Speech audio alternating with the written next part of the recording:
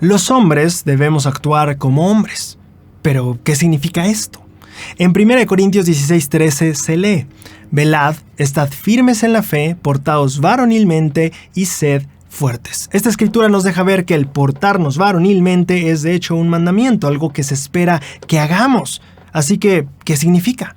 Empecemos definiendo lo que no significa. En la Conferencia General de abril de 1992, Carlos A. Azai explicó: el problema es creer que la fuerza bestial, el comportamiento grosero, el temperamento ingobernable, el lenguaje obsceno y la apariencia descuidada hacen a un hombre, cuando en realidad estas características son, para decirlo mejor, de naturaleza animal y en realidad completamente lo opuesto a la hombría.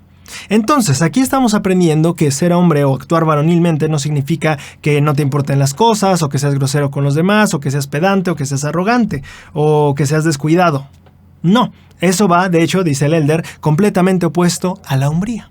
Ahora, muchos hemos trabajado y la sociedad actualmente trabaja mucho en desprenderse de esta parte del machismo, donde el hombre se imponía como una figura dominante y autoritaria y cruel.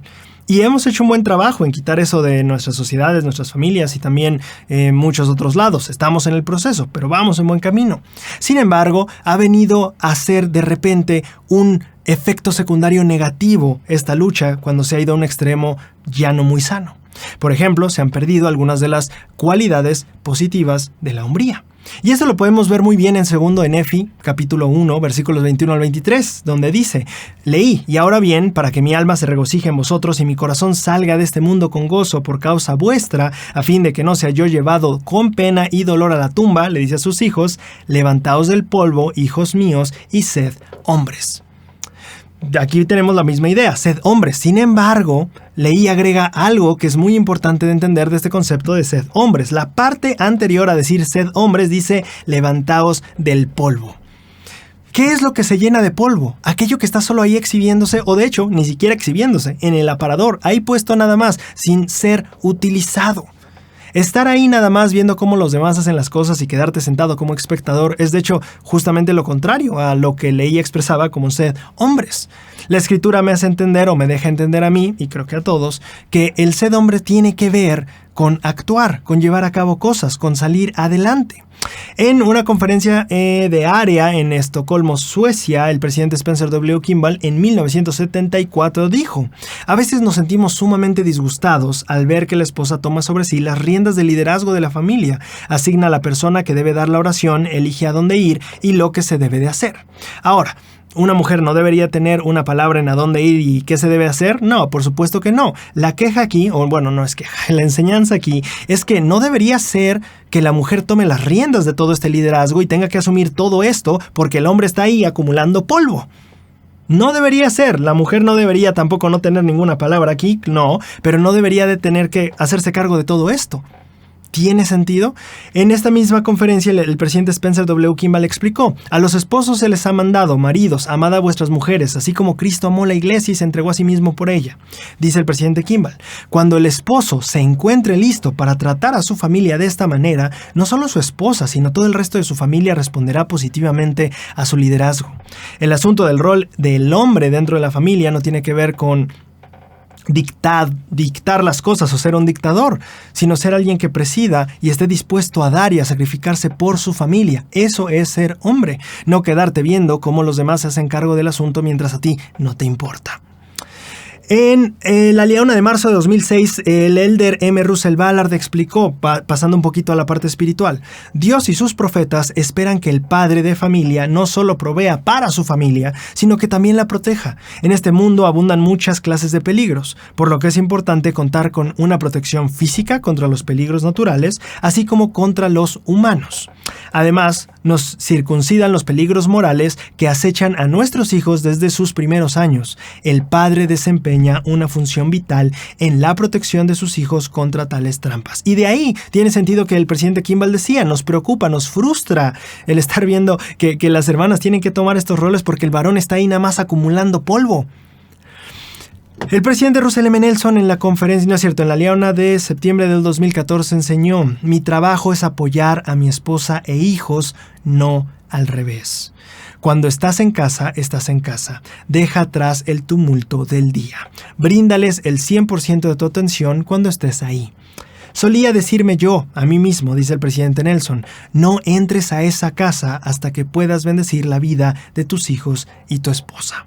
Y si bien es cierto que no creo que el varón deba atenerse a siempre tener este eslogan en su mente, porque habrá días que de verdad se vale llegar cansado, se vale llegar y no tener energía para nada, se vale. Sin embargo, este ejercicio que hacía el presidente Nelson es totalmente importante y creo que un excelente ejemplo de algo que nosotros podríamos implementar también en nuestra vida. Estoy entrando para aportar, estoy entrando para dar, estoy entrando a la casa para bendecir, estoy cumpliendo con mi papel en ese respecto. Ahora, hemos desviado bastante el tema hacia lo que significa ser hombre en cuestión de ser buen padre o ser buen esposo, pero creo que si podemos resumir todo esto, al menos en la cuestión de la iglesia, de lo que sí significa para nosotros ser hombre o portarnos varonilmente, creo que la mejor respuesta también la da Carlos A. Essey en la Conferencia General de abril de 1992. Los jóvenes, especialmente aquellos que son linaje escogido y real sacerdocio, deben comprender que son progenie espiritual de Dios y que nadie se convierte verdaderamente en hombre hasta que rinda reverencia al Padre de los Espíritus y permita que los poderes innatos gobiernen sus pensamientos, sus palabras y sus acciones.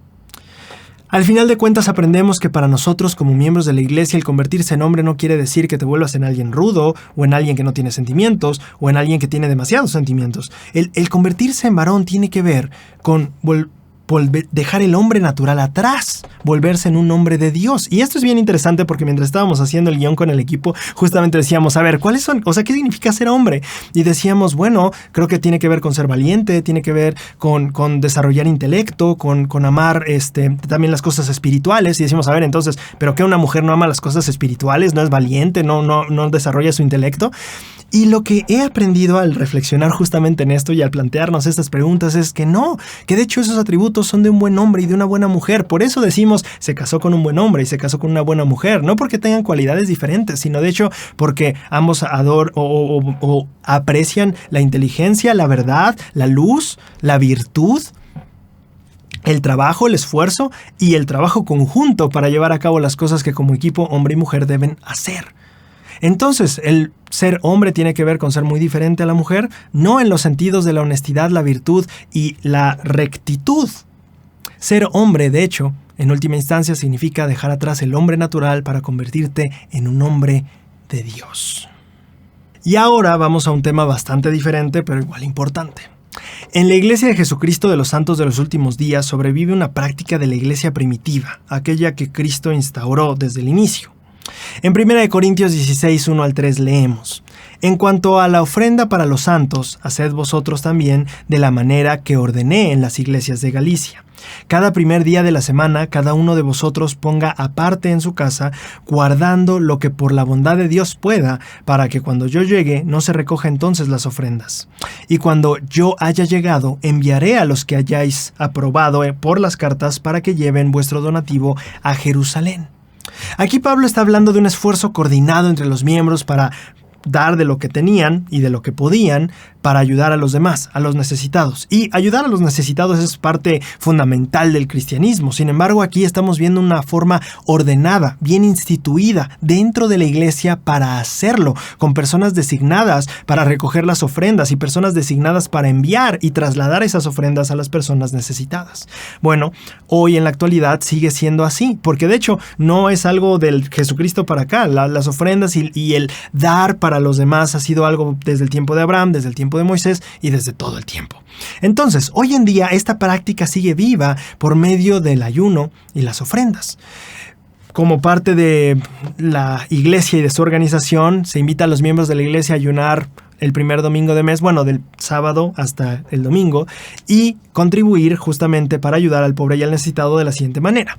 Dice en la Liaona de junio del 2005, un artículo de Kimberly Webb: para ayudar a los necesitados, los miembros donan el dinero que habrían gastado en los alimentos de las 2 comidas que ayunaron. A ese dinero se le llama la ofrenda de ayuno. Entonces, la gente ayuna saltando 2 comidas y el dinero que hubiera gastado en esas 2 comidas se da para ayudar al necesitado. Literalmente un símbolo de me quité el pan de la boca para dárselo a alguien más. Los miembros entregan las ofrendas, continúa Webb, los miembros entregan las ofrendas de ayuno a uno de los miembros del obispado y de la presidencia de rama. El obispo, presidente de rama, utiliza el dinero para ayudar a los necesitados de su barrio o su rama. Las ofrendas de ayuno se pueden utilizar para dar de comer a los que tienen hambre. Las ofrendas de ayuno se podrían utilizar para el cuidado de los enfermos. De cualquier manera que se utilicen las ofrendas de ayuno, sirve para dar cuidado a los hijos de nuestro Padre Celestial. Es fascinante para mí ver cómo en el Nuevo Testamento vemos exactamente este mismo orden de, oye, las ofrendas llevan esta distribución, hay que delegar a alguien para que lo haga, y simplemente estamos viendo el cuerpo de Cristo organizado para trabajar como uno a fin de proveer para las necesidades de otras personas. Esa práctica sigue vigente hoy en la iglesia por medio del ayuno y las ofrendas. Nosotros seguimos teniendo esa parte de, ok, vamos a entregar esto para ayudar al necesitado.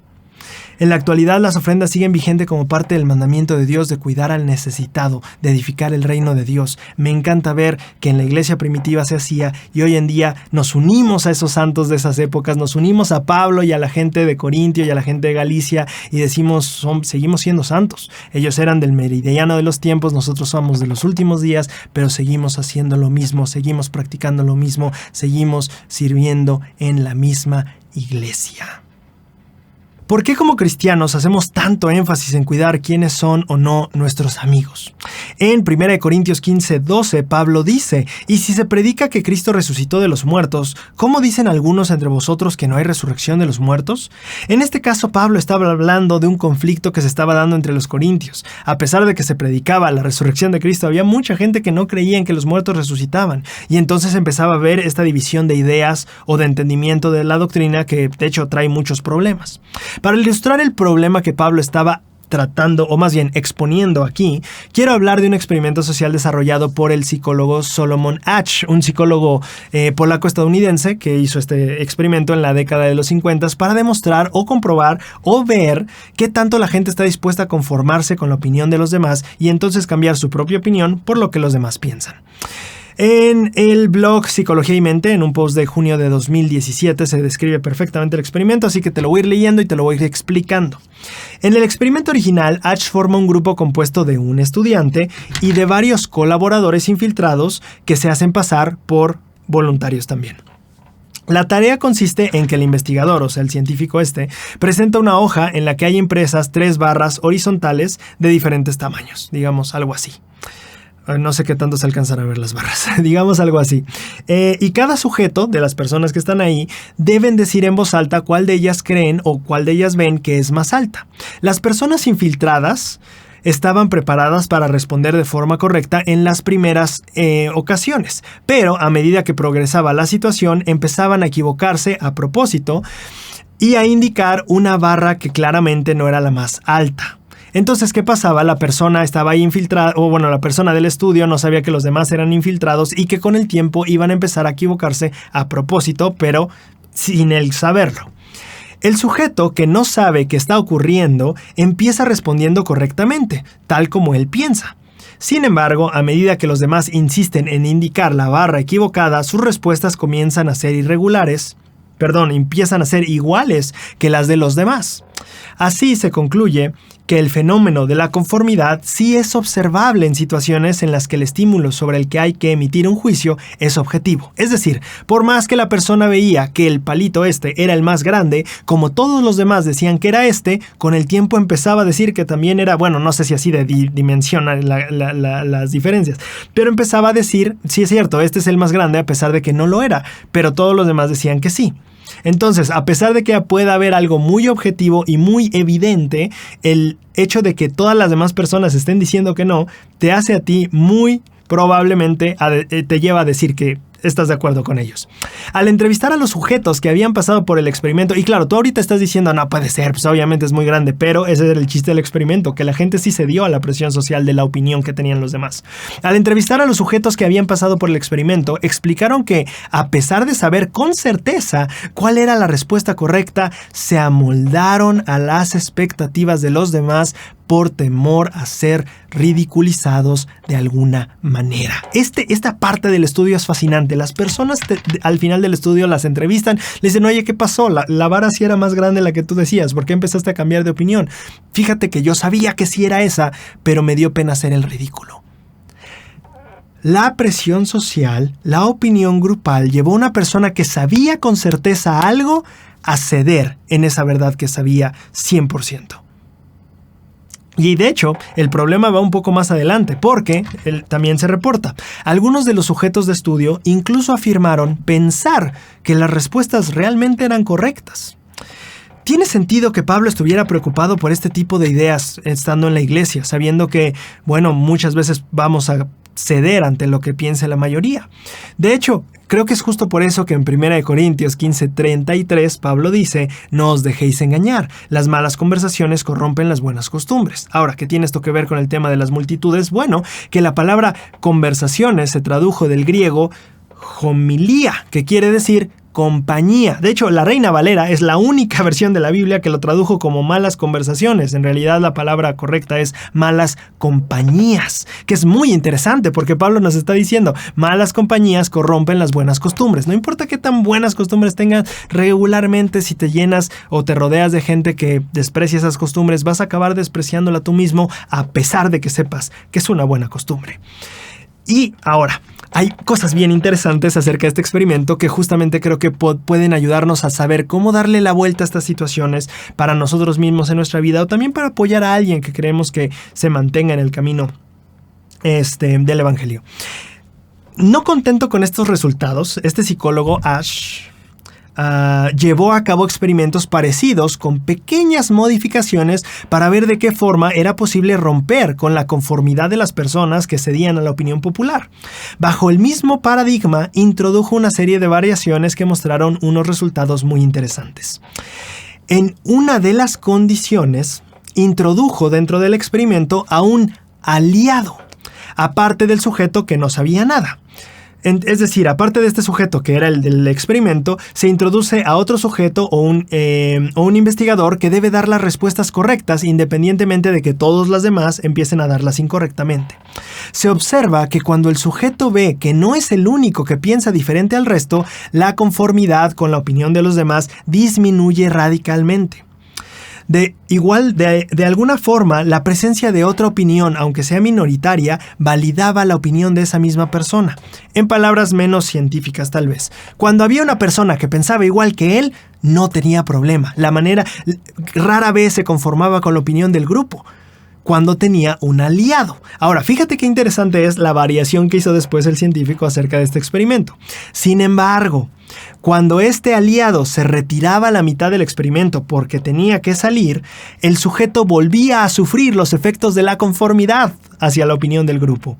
Aunque durante la primera mitad del experimento hubiera conseguido resistir la presión social junto a su aliado, cuando perdía a esa fuente de validación, volvía a tomar la opinión de la mayoría como guía. Tiene sentido que Pablo hable de cuidado de las malas compañías, porque corrompen los mejores hábitos. Y tiene sentido porque buscamos tener amigos dentro de la iglesia. Tiene sentido porque buscamos también tener amigos que tengan nuestros valores, que tengan nuestras normas, que tengan nuestros principios, nuestras creencias, nuestras convicciones y nuestra fe. Porque la verdad es que somos seres humanos y no importa qué tan cierto sepamos algo, no importa qué tan claro y evidente sea que este es más grande que este, como humanos tendemos a ceder a la presión social, a veces por no ser el ridículo, a veces por no ser el raro. La verdad es que nos gusta estar en compañía de gente que nos quiere, nos gusta la comunidad, nos gusta sentirnos rodeados, no nos gusta sentirnos solos y excluidos. Esa es una razón muy básica el por qué estamos dispuestos a veces a dejar lo que sabemos para encajar. Y no necesariamente que sea un comportamiento malo, es simplemente nuestra necesidad humana de querer un grupo, una familia, de cierta manera. Ahora, claro que eso trae bastantes problemas y es difícil, pero esa es la razón por la que nos enfocamos en, cuidado de la gente que te rodeas porque ya van a moldear tus hábitos para bien o para mal. Antes de terminar este tema, solo quiero dar una aclaración. Muchas veces tomamos esta idea de decir, claro, por eso no debemos juntarnos con, iba a decir la chusma, con el mundo. Me acordé del Chavo del 8. No debemos juntarnos con el mundo, debemos aislarnos. Y ese es otro error que a veces cometemos. En la conferencia No es cierto, en la Liana de febrero de 1982, el presidente Gordon B. Hinckley enseñó: deseo sugerir que desarrollemos una actitud de acercamiento hacia los que no son miembros. El presidente Nelson lo dijo también recientemente: si nosotros nos aislamos entre nosotros, frustramos el plan de Dios. La idea no es aislarnos. La idea tampoco es simplemente olvidarnos de la gente que podemos conocer en la iglesia y que de hecho serán nuestros aliados en momentos de dificultad cuando la opinión popular vaya en contra de lo que nosotros creemos. Debemos de aprender a encontrar un balance. Ninguno de los extremos será bueno. Ninguno de los extremos es aconsejado por los profetas. Cuidado con las malas compañías, pero también cuidado de aislarte de las personas que no son miembros de la iglesia. Ninguno de los dos extremos es correcto. Debemos encontrar un balance donde, como dice el presidente Hinckley, desarrollamos una actitud de acercamiento hacia los que no son miembros, pero también, como dice Pablo, cuidamos nuestra espiritualidad y cuidamos nuestros buenos hábitos. Dejando de lado el dilema amigos miembros y amigos no miembros, entramos a otra encrucijada súper importante. Como cristianos, ¿qué pesa más? ¿La fe o la razón? ¿Las experiencias espirituales o el entendimiento? En 1 Corintios 14, del 12 al 15, Pablo nos da una brutal lección del tema. Así también vosotros, dice Pablo, puesto que anheláis dones espirituales, procurad que abunden en vosotros para la edificación de la iglesia. Por lo cual, el que habla lenguas, ore para poder interpretarlas, porque si yo oro en lenguas, mi espíritu ora, pero mi entendimiento es sin fruto. ¿Qué pues? Oraré con espíritu, pero oraré también con entendimiento. Cantaré con espíritu, pero cantaré también con el entendimiento. En esta escritura, Pablo está contrastando las experiencias espirituales que pueden tener la oración, el canto, el don de lenguas, pero está diciendo, ojo, no debería hacerlo solo con el espíritu, también lo voy a hacer con el entendimiento. Y es que, de hecho, una experiencia espiritual sin entendimiento realmente no aprovecha tanto. No quiero decir que no sirve para nada, claro que sirve, pero no aprovecha mucho. Mira, supongamos que yo investigando la iglesia llega el punto en que siento el espíritu, siento paz. Si no entiendo lo que el espíritu me está diciendo, si no entiendo que esa paz es confirmación de lo que estoy viendo aquí, de lo que estoy leyendo, de lo que estoy preguntando, ¿de qué me sirve esa experiencia? Claro, tuve paz, y qué bueno, y qué bonito, y qué sagrado. Sin embargo, la experiencia completa va a quedar truncada. No vas a llegar a donde deberías llegar si solo te quedas en lo que sentiste espiritualmente y no acabas de entender la experiencia espiritual. Eso es lo que Pablo nos está diciendo aquí. Qué bonito es orar por el espíritu, pero también con entendimiento. Qué bonito es cantar con el espíritu, pero también entender las doctrinas tan sagradas de lo que estás cantando. La experiencia espiritual y el entendimiento deben ir de la mano, dice Pablo. Ahora, en esta misma situación tenemos no solo el enfrentamiento, la contraposición del entendimiento y las experiencias espirituales, sino también de la razón y de la fe, que son casi paralelas a estos dos anteriores. ¿Qué debería pesar más, la fe o la razón? Bueno, la verdad es que la mayoría de nosotros no sabemos la respuesta correcta y esto tal vez te va a sorprender, pero Conferencia General de octubre de 2012, Marcus B. Nash enseñó lo siguiente: teniendo en cuenta que la fe y el razonamiento son compañeros necesarios, consideren la siguiente analogía. La fe y el razonamiento son como dos alas de un avión. Ambas son necesarias para mantener el vuelo. Regularmente, como personas de fe, solemos decir que la fe es más importante que la razón. Sin embargo, eso no tiene sentido. La gloria de Dios no es la fe, es la luz y la verdad y la inteligencia. Es bien interesante. Ahora, no estoy diciendo que la fe no sea necesaria, estoy diciendo que cuando vamos a las definiciones de cuál es la gloria de Dios, habla de la inteligencia, no de la fe. Ahora, ¿quiere decir que Dios no tiene fe? No, no estoy diciendo eso, solo estoy tratando de ponernos en perspectiva de que la fe y la inteligencia y de la razón como parte de la inteligencia es algo necesario, es algo que engrandece, no que debería dejarse de lado la inteligencia o la razón. Y aquí creo que es el ejemplo perfecto. Son dos alas de un avión, no vamos a hacer un ala más grande que la otra, eso nos va a quitar sustentación, así se llama. Hace rato no me estaba acordando cuando estaba viendo el guión. Vamos, si haces una ala más grande que la otra o etcétera, vas a tener conflictos en cuanto a no solo el balance del peso, sino también la aerodinámica que tengan esas alas. No puedes hacer una más grande y más pesada que la otra, simplemente no se puede. Y me encanta que ponga este ejemplo porque es súper claro y conciso. No debemos poner la razón por encima de la fe, pero tampoco debemos poner la fe por encima de la razón. Debemos aprender a hacer que ambas trabajen de manera unida. De hecho, el presidente Nelson es un ejemplo de esto. En la Conferencia General de octubre de 2022, él enseñó: queridos hermanos y hermanas, Dios es la fuente de toda verdad. La Iglesia de Jesucristo de los Santos de los Últimos Días acepta toda la verdad que Dios comunica a sus hijos, ya sea que se aprenda en un laboratorio científico o que se reciba por la revelación directa de Él. El presidente Nelson, y me encanta porque él como cirujano y doctor y científico también, es un buen ejemplo de esto. Es un ejemplo de la fe y la razón son súper valiosas. La gloria de Dios es la inteligencia. Sin fe no hay manera de agradar a Dios, dicen las Escrituras. Es igual, es una sola cosa. Si quieres acercarte a Dios y llegar a ser como Él, la fe y la razón, la inteligencia son necesarias de desarrollar. Ahora, quiero que contemples esto bien interesante, que para mí me llama mucho la atención el pensar en este ciclo virtuoso entre cómo las dos partes se complementan o se retroalimentan. Sabemos que el entendimiento de las cosas espirituales no viene del hombre natural. Hemos leído la carta a los Corintios, sabemos que cosas que Dios reservó y que vienen solo a través del Espíritu. Entonces el Espíritu trae entendimiento. Sin embargo, quiero que veas esto. Richard C. Edgley, en la conferencia de octubre de 2010, dijo lo siguiente: tengan en cuenta que la fe no es un don gratuito que se da sin reflexión. Maravillosa cita. La fe no es un don que se da sin reflexionar.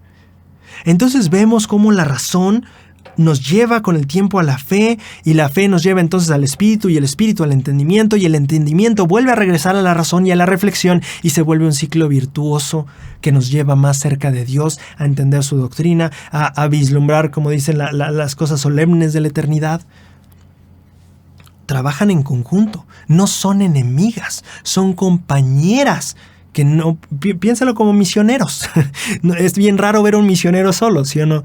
Son en pareja, no van solos. Y de hecho, si quieres desarrollar uno, necesitas el otro. Primera de Corintios 14:12 creo que nos da una gran ventana de entendimiento de qué tan bien se los estaba explicando Pablo a los corintios. Acabamos de explicar que Pablo decía: oye, sí, experiencias espirituales, pero cuidado de que, también con entendimiento.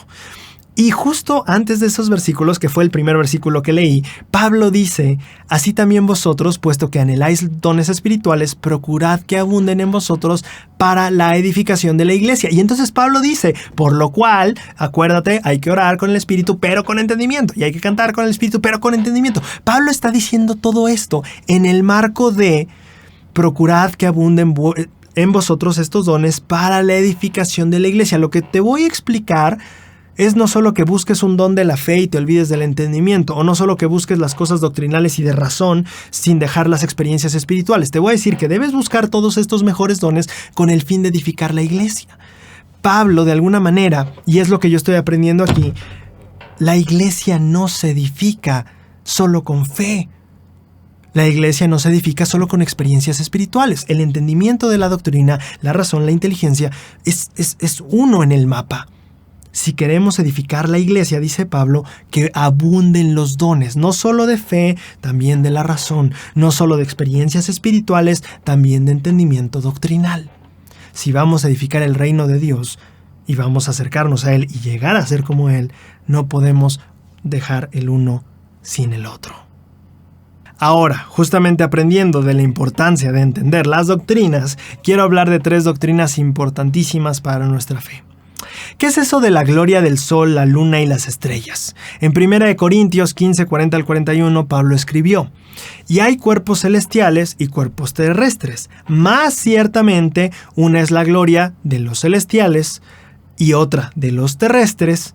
Una es la gloria del sol, y otra la gloria de la luna, y otra la gloria de las estrellas, pues una estrella es diferente de otra en gloria. ¿Qué quiere decir Pablo con todo esto? Es importante empezar entendiendo que el capítulo trata de la resurrección, de la vida venidera, de lo que va después de esta vida.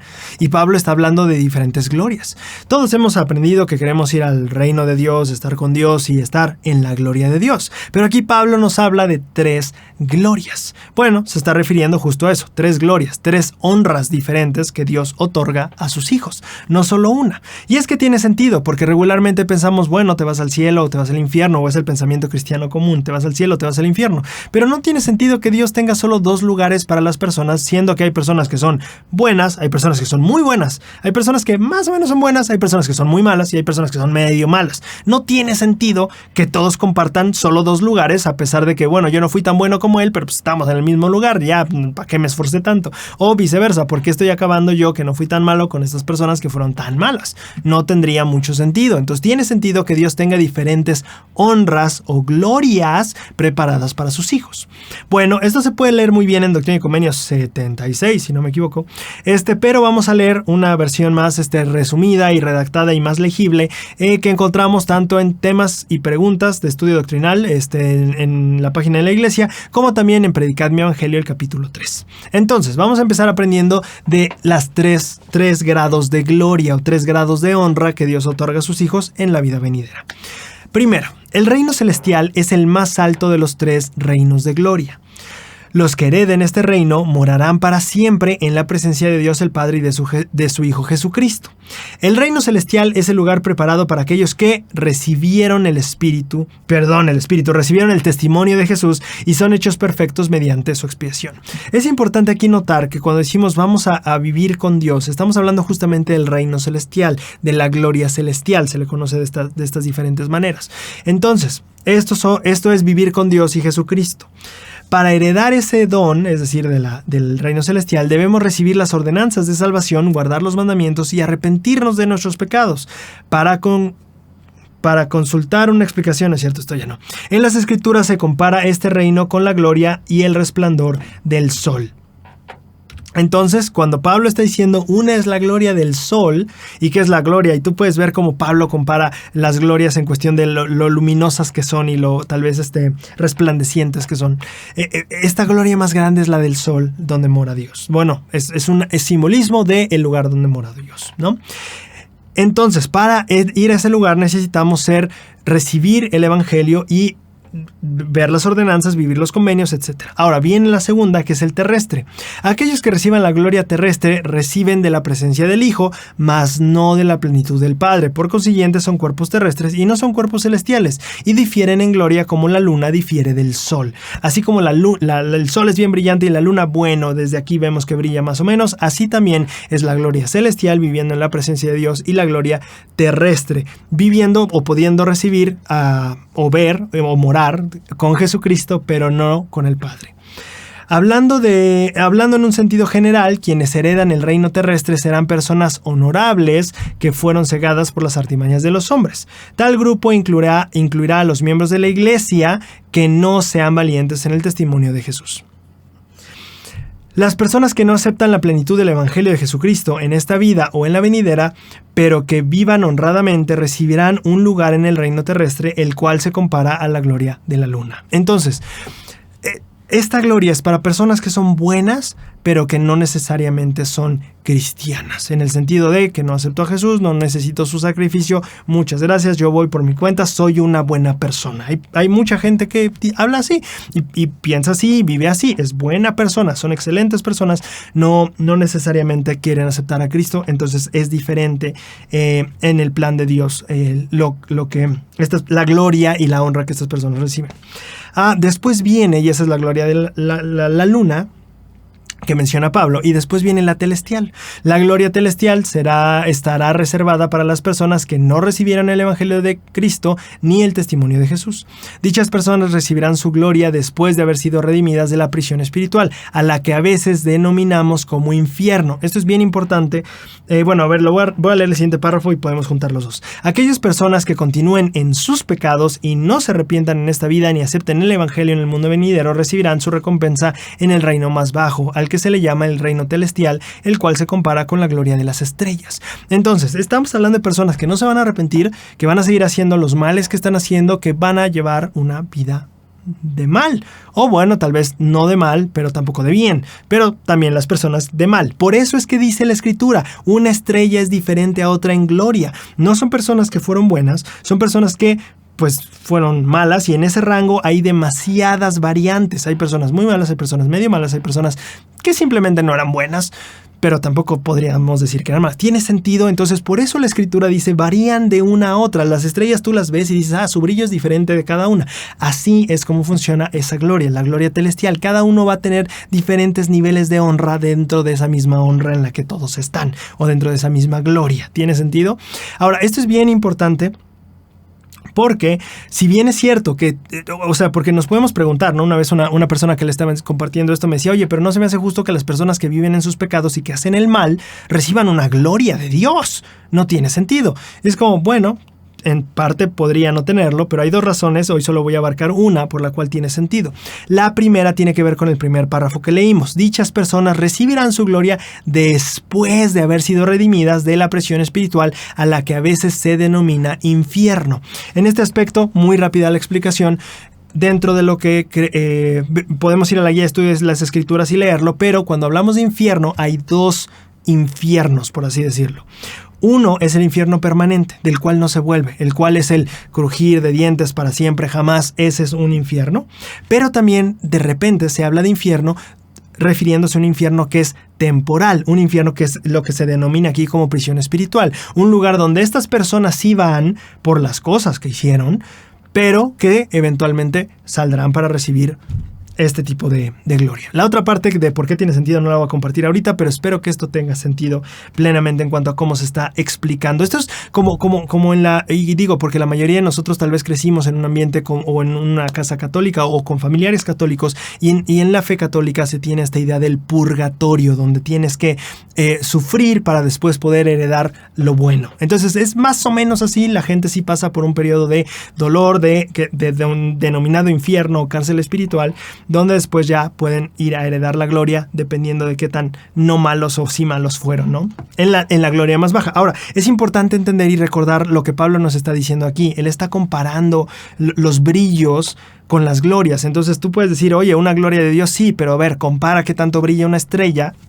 a cómo brilla el sol y qué tanto ilumina. Y así de diferente es la gloria y la honra de las personas que no se arrepintieron y las personas que sí se arrepintieron, obedecieron el evangelio, siguieron el evangelio, las ordenanzas, etc. O sea, es noche, en Estados Unidos tiene esta expresión, ¿no? Día, es ver la noche y ver el día. O sea, es totalmente diferente. Así es de diferente la honra, la gloria y me atrevería a decir también el gozo que pueden experimentar estas personas, ¿no? La diferencia que hay. Entonces, estos son los 3 grados de gloria de los que Pablo habla. Está hablando de lo que nos preparó Dios, dependiendo de lo que nosotros querramos también alcanzar. Los grados están ahí. Dios no va a asignarte a uno solo porque le caes mejor o no. Es lo que uno decide hacer con su vida, lo que decida hacer para mal o para bien, o incluso para mejor, en cuestiones del evangelio de Jesucristo, aceptar al Salvador y seguir su ejemplo y su senda hasta heredar la gloria. Después de haber aprendido este tema doctrinal, vamos con el siguiente. Hablemos del bautismo por los muertos. Este tema que cuando lo escuchas parece bastante extraño y como si fuera algo místico, misterioso o oculto. Y vamos a ver, si lo escuchas de primera vez así suena como bien raro, bautizar a los muertos. ¿De qué estás hablando? Sin embargo, esto tiene su raíz en un principio doctrinal y cristiano muy muy importante, que tiene que ver con heredar el reino de Dios. Vamos, que lo que recibamos allá tiene mucho que ver con lo que hagamos acá. Y ya vimos que para heredar la gloria del sol, la mayor gloria, la gloria celestial, la gloria de Dios, la gente necesita abrazar el evangelio y seguir a Cristo. Pero ¿qué pasa de todas las personas que viven en esta tierra sin conocer a Cristo durante toda su vida? Vamos, y no porque se negaron a hacerlo, sino porque no tuvieron la oportunidad. Hay miles de personas que nacen y viven toda su vida y mueren sin jamás haber escuchado ni siquiera Cristo en su vida, ¿sabes? Entonces, ¿qué pasa con esas personas? Dios simplemente dice, no, porque tú naciste en este lugar donde nadie cree en Dios y entonces tú jamás supiste, pues entonces tú no vas a heredar esta gloria. No, Dios es un Dios de misericordia, de justicia, pero también de misericordia, que entiende las circunstancias y el contexto de cada persona. Y ahí es entonces donde viene esta, sí, ¿por qué no llamarla solución? En la página de veniracristo.org leemos: como Dios es misericordioso, ha preparado un medio para que todos reciban las bendiciones del bautismo. Efectuar bautismos por los muertos es una oportunidad para que hagamos por los que han fallecido lo que no puedan hacer por ellos mismos. Esto es importante porque hay que aclarar, el bautismo por los muertos no es como que desenterremos a alguien y lo metamos al agua. Imagínate.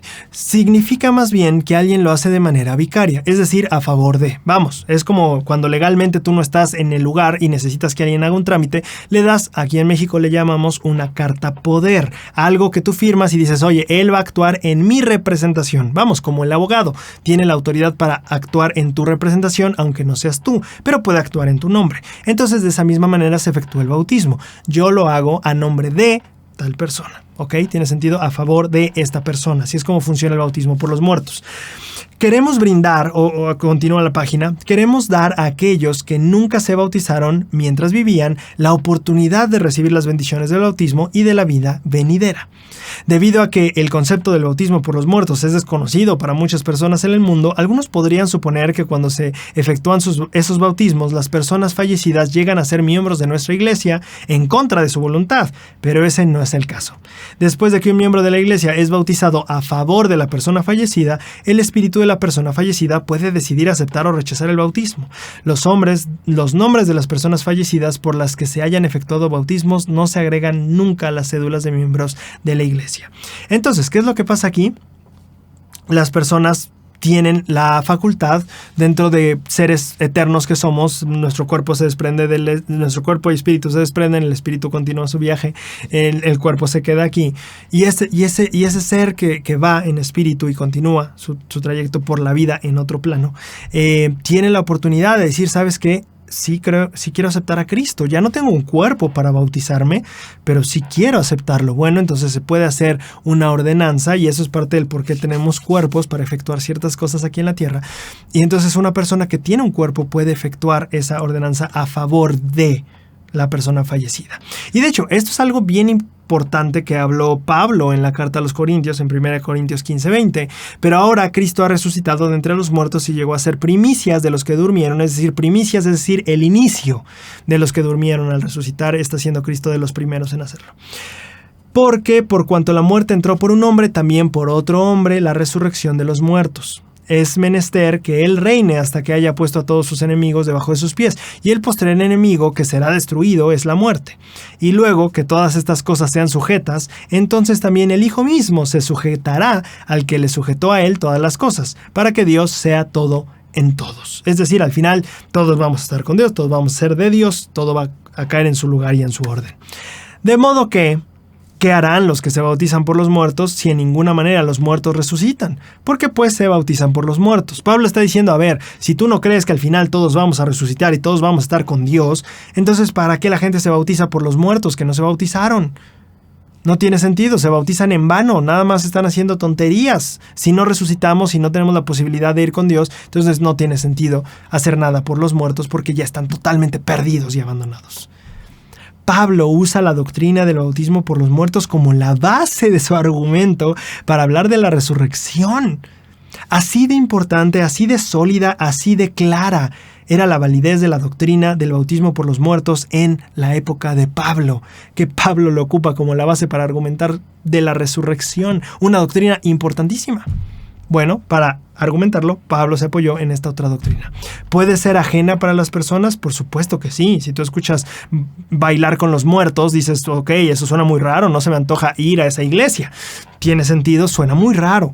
Pero explicar la doctrina, entender lo que significa y decir bautismo a favor de los muertos, tal vez puede ayudarnos a ayudar a la gente a comprender mejor lo que significa. Creemos como santos de los últimos días en una vida después de la muerte. Creemos en la eternidad, creemos en el reino de Dios, creemos que hay una resurrección. Así que como Pablo decimos, como creemos en todo eso, tiene todo el sentido del mundo que hagamos bautismos a favor de los muertos. Una vez que entendimos el tema del bautismo a favor de los muertos, viene la tercera doctrina de la que quiero hablar contigo. En 1 Corintios 15:17 Pablo dice, «Y si Cristo no resucitó, vuestra fe es vana, aún estáis en vuestros pecados». Pablo en este versículo nos enseña la importancia tan grande que tiene la doctrina de la resurrección dentro de nosotros o de nuestra comunidad como cristianos, al grado que dice de que si no creemos en la resurrección de Cristo, entonces nuestra fe no sirve de nada. Ahora, Pablo no solo lo deja en eso, sino que también nos explica el por qué nuestra fe no tendría sentido si no creemos en la resurrección.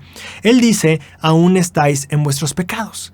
¿Cómo es posible que sin la resurrección de Cristo aún estamos en nuestros pecados? Al final de cuentas, Él hizo su trabajo en Getsemaní, ¿no? Pues ya está. Entonces, ¿por qué necesitaríamos la resurrección? ¿O por qué, si Cristo no resucitó, aún seguimos en nuestros pecados? Bueno, para esto tenemos que pensar en dos cosas. La primera tiene que ver con la expiación plenamente. Y es que la expiación no es lo que Cristo hizo en Getsemaní. La expiación abarca más que eso. La expiación, como lo dice Predicad mi Evangelio, incluye el sufrimiento de Jesucristo en Getsemaní, en la cruz, su muerte en la cruz y su resurrección después. De manera que la resurrección forma parte de la expiación. La expiación no estaría completa sin la resurrección. Ahora, esto nos lleva al segundo punto, el cual es que si no habría resurrección, al final de cuentas no podríamos tener totalmente la libertad de librarnos del pecado, o la oportunidad, perdón, de librarnos del pecado. Y esto tiene que ver con cómo se originan las consecuencias del pecado y cuáles fueron de las primeras que nosotros estamos experimentando. Todo esto tiene que ver con la caída. La muerte es una consecuencia de la caída. Cuando Adán y Eva empezaron a vivir en el jardín, no morían, no envejecían, estaban en un estado perpetuo de solo existir y ya.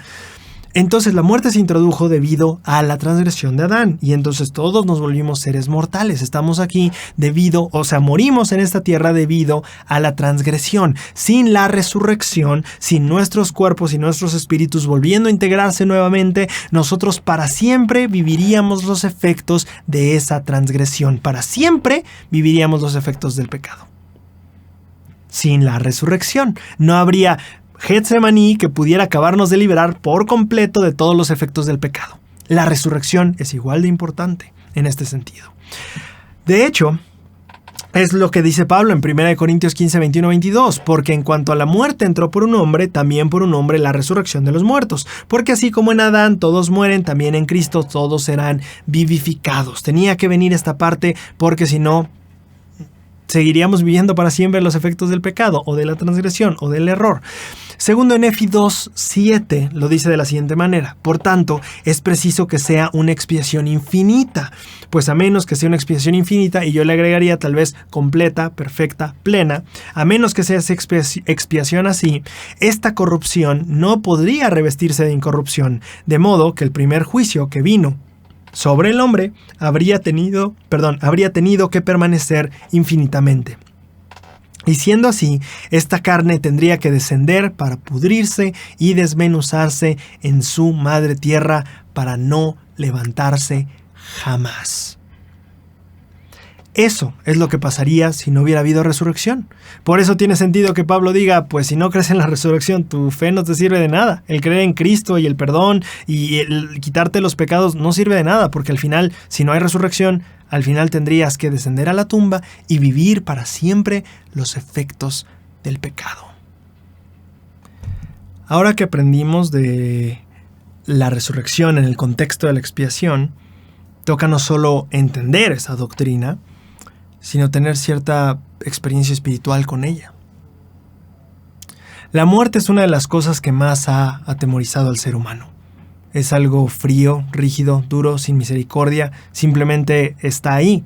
Y es como un muro que existe en una carretera en la que todos estamos transitando, pero no sabemos en qué momento va a aparecer, ni cuándo nos va a pegar y cuándo nos va a frenar en seco. Y si no nos frena en seco a nosotros, va a frenar en seco a alguien que conozcamos o a alguien a quien amemos. Como muchas personas durante la pandemia, a la hermana que llamaremos Rebeca, perdió a su esposo durante esa época. Sin poderse despedir, sin poder dar un último adiós, simplemente un golpe repentino de está mal, tiene que ir al hospital y una semana después, ya está. No hay más. No hay un último adiós, no hay una última conversación, no hay nada. Recientemente, Rebeca publicó algo que me hizo reflexionar mucho en el asunto.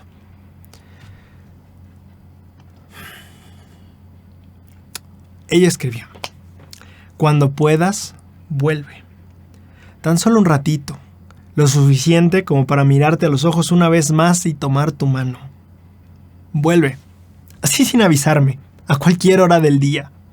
Yo te estoy esperando, porque me encantaría volverte a ver, tan solo una vez más.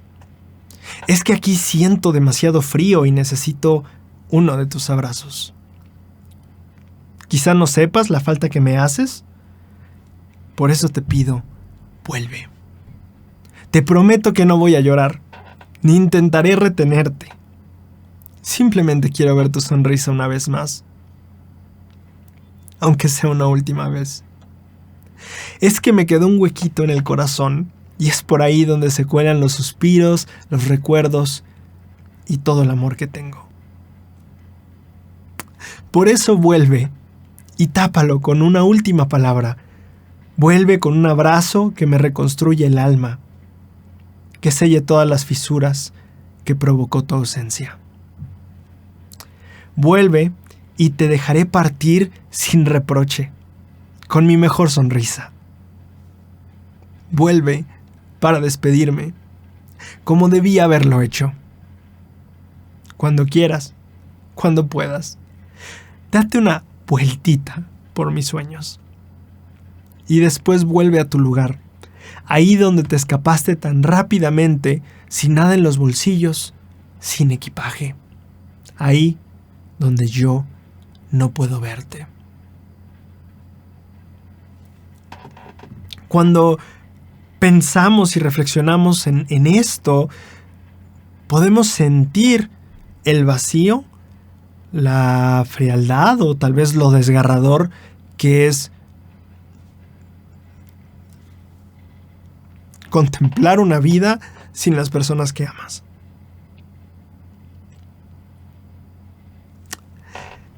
Y en este sentido, la doctrina de la resurrección se vuelve una doctrina de esperanza, una doctrina milagrosa, hermosa. En 1 Corintios 15:19 Pablo escribe: si solamente en esta vida tenemos esperanza en Cristo, somos los más dignos de lástima de todos los hombres. Si todo lo que puedes ver es aquí, en este plano y en esta tierra, por más fe que tengas en Cristo, dice Pablo, de verdad te compadezco. Digo, la doctrina del evangelio, el arrepentimiento, el sentir paz, el estar bien con tu familia, todo lo que puede darnos el evangelio en esta vida es genial. Pero si tú solo puedes ver eso, dice Pablo, te compadezco. Porque lo que hay más allá es precioso, es hermoso. Y no que lo que aquí no sea, pero lo que hay allá lo supera. Lo supera. No solo por la honra, por la gloria, por la paz, por la felicidad. Al menos en este aspecto, mientras hablamos de la resurrección, quizás, principalmente, por los reencuentros. Por el volver a ver. Por el volver a oler, a sentir, a abrazar. Si lo que Cristo puede darnos está solo aquí, nuestra fe sería bastante vana. Sin la resurrección, nuestra fe sería bastante vana. Estaría bastante vacía, por más hermosa que lo fuera. No sería completa. ¡Qué maravilla es la resurrección! ¡Qué maravilla es esta doctrina! Y entonces, viéndola de esta manera, creo que podemos decir como con Pablo, y yo lo leo en tono de festejo: ¿dónde está, oh muerte, tu aguijón? ¿Dónde está, oh sepulcro, tu victoria? No la tienes, no la hay, y si la tienes ahora, no la tendrás para siempre. Porque hay alguien que vencerá todo eso y que ya venció, y que me llevará a mí y a mi familia a vencer eso también. ¿Dónde está esa victoria? No hay victoria para el sepulcro, ni aguijón para la muerte. La doctrina de la resurrección es hermosa, es bella, es sagrada, es una doctrina de esperanza. Es parte fundamental de la expiación, parte principal del plan de salvación. Y en muchos de nuestros casos, y en muchos de los momentos de nuestra vida, también va a ser la mayor muestra del amor de Dios por nosotros y por nuestras familias.